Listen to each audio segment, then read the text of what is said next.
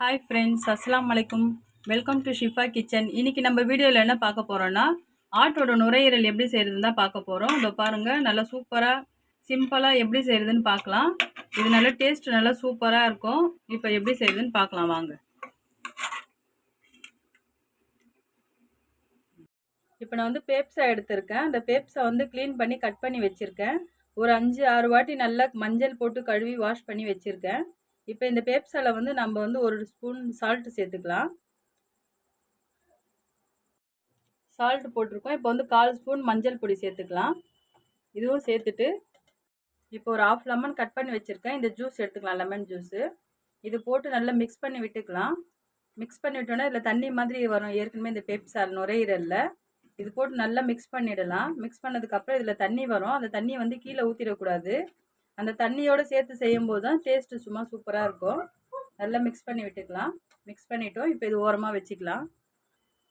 இப்போ நம்ம இந்த பேப்ஸா செய்கிறதுக்கு ஒரு குக்கர் ஹீட் பண்ணிக்கலாம் ஸ்டவ்வில் வச்சு। இதில் வந்து 2 ஸ்பூன் அளவுக்கு எண்ணெய் சேர்த்துக்கலாம்।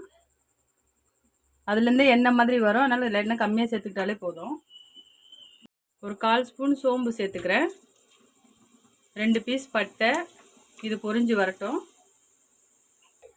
நான் வந்து சாம்பார் வெங்காயம் கட் பண்ணி வச்சுருக்கேன்।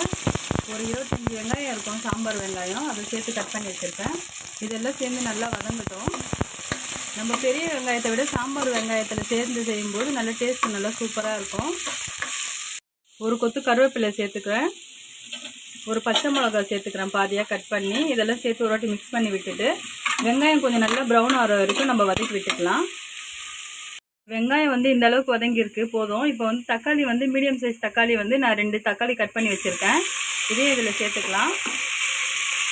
சேர்த்துட்டு இதையும் நல்லா ஒரு வாட்டி மிக்ஸ் பண்ணி விட்டுக்கலாம்। இந்த தக்காளி வதங்கிறதுக்கு தேவையான அளவுக்கு சால்ட்டு சேர்த்துக்கலாம்। சேர்த்து இதையும் மிக்ஸ் பண்ணி விட்டுடலாம்। இப்போ தக்காளி வந்து ரொம்ப வதங்க தேவையில்லை, கொஞ்சம் வதங்கினா போதும்। நம்ம குக்கரில் தானே விட போகிறோம், அதனால் அதிலே மசிஞ்சிடும் தக்காளியில் நல்லா வெந்து। தக்காளி இந்த அளவுக்கு வதங்கியிருக்கு போதும்। இப்போ வந்து நான் வந்து 1 ஸ்பூன் கரம் மசாலா சேர்த்துக்கிறேன்। 2 ஸ்பூன் மிளகாய் பொடி சேர்த்துக்கிறேன்। இது வந்து தனியா மிளகாயெல்லாம் நான் சேர்த்து அரைச்சி வச்சுருக்கேன், அதை சேர்த்துக்கிறேன்। இதையும் சேர்த்து இந்த தக்காளியிலேயே நல்லா வதங்க விட்டுடலாம் எண்ணெயிலேயே, அப்போ தான் நல்லாயிருக்கும் டேஸ்ட்டு। இப்போ நம்ம வந்து பேப்ஸா எடுத்து சேர்த்துக்கலாம் இதில்। இப்போ இந்த நுரையீரலில் வந்து நான் லெமன்லாம் போட்டு வச்சுருக்கேன்ல, அந்த தண்ணியோடய சேர்த்துக்கலாம்। சேர்த்து நல்லா மிக்ஸ் பண்ணி விட்டுக்கலாம்।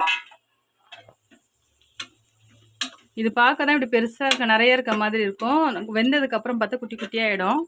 பாருங்கள் எப்படி இருக்குது நல்லா। இப்போ வந்து இஞ்சி பூண்டு மட்டும் நம்ம சேர்க்கல, இந்த பேப்ஸா கொஞ்சம் வதங்கினதுக்கப்புறம் நம்ம இஞ்சி பூண்டு பேஸ்ட்டு சேர்த்துக்கலாம்। இல்லை நம்ம இன்னும் தண்ணியே சேர்க்கல, இதிலே பாருங்கள் எவ்வளோ தண்ணி வருது பாருங்கள்। இப்போ வந்து நான் இஞ்சி பூண்டு பேஸ்ட்டு சேர்த்துக்கிறேன், 1 ஸ்பூன் சேர்த்துக்கலாம்। இதையும் சேர்த்து நல்லா மிக்ஸ் பண்ணி விட்டுட்டு இதுக்கு தேவையான அளவுக்கு தண்ணி சேர்த்துக்கலாம்। நம்ம இஞ்சி பூண்டு பேஸ்ட்டு போட்டிருக்கோம், இது நல்லா மிக்ஸ் பண்ணி விட்டுக்கலாம்। இந்த பேப்ஸா ஃபுல்லாக படுற மாதிரி நல்லா மிக்ஸ் பண்ணி விட்டாச்சு। இப்போ இதுக்கு தேவையான அளவுக்கு தண்ணி சேர்த்துக்கலாம் நம்ம। இதில் வந்து தண்ணி வந்து நான் கம்மியாக தான் சேர்க்க போகிறேன், ஆல்ரெடி இதிலே தண்ணி வருது, அதனால் நான் வந்து ஒரு 1/2 டம்ளர் மட்டும் சேர்த்துக்கிறேன்। சேர்த்து மிக்ஸ் பண்ணி விட்டுக்கலாம்। இப்போ இது வந்து ஒரு 5-6 விசில் விட்டுக்கலாம், அப்போ தான் நல்லா சாஃப்டாக வெந்து வரும் இது। இப்போ அவ்வளோதான்। இப்போ உப்பு காரம் எல்லாம் செக் பண்ணி பார்த்துக்கலாம் நம்ம। உப்பு காரம் செக் பண்ணதில் உப்பு மட்டும் கொஞ்சம் கம்மியாக இருக்குது, அதனால் நான் லைட்டாக உப்பு சேர்த்துக்கிறேன்। இதையும் சேர்த்து மிக்ஸ் பண்ணி விட்டுக்கலாம்। மிக்ஸ் பண்ணி விட்டுட்டு நான் குக்கர் மூடி போட்டு மூடி விட்டுக்கிறேன்। நம்ம மூடி போட்டு மூடிடலாம்। இப்போ இது ஒரு 5-6 விசில் வர வரைக்கும் நம்ம வெயிட் பண்ணலாம், அவ்வளோதான்। இப்போ விசில் வந்து முடிஞ்சிடுச்சு। இப்போ ஓப்பன் பண்ணி பார்க்கலாம்। கேஸும் இறக்கி விட்டுட்டேன் நான்। இப்போ எப்படி இருக்குன்னு பார்க்கலாம்। இப்போ பாருங்கள் நல்லா சூப்பராக வந்திருக்கு। இப்போ இதை மிக்ஸ் பண்ணி பார்க்கலாம் தண்ணி இருக்கான்ட்டு।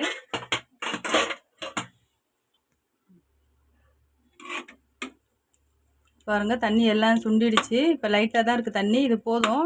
கிரேவி மாதிரி தானே நம்ம செய்கிறோம், அதனால் இது வச்சுக்கலாம் நம்ம।